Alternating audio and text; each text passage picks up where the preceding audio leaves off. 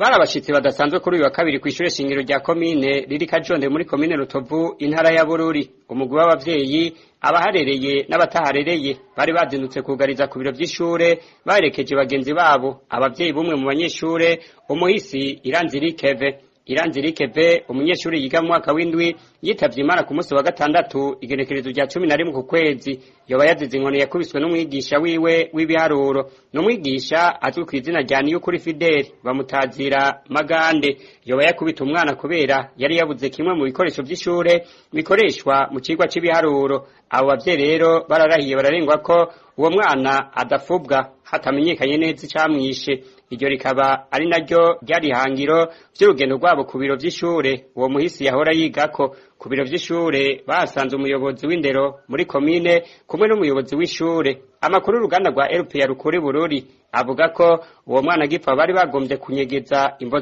z'urwo rupfu. Ubuyobozi bw'ishure bwari bwagombye kubigira kamizwe n'ingoma. Abanyeshure bagenzi b'umuhisi nibo bahavuye babasesera agatabi bavuga inyanduruko y'urupfu rwa Iranzirikeve. Ku munsi wa mbere uheze rero inyuma y'impera z'indwi yibereye mu myidagaduro nk'uko umengo nta cari cabaye.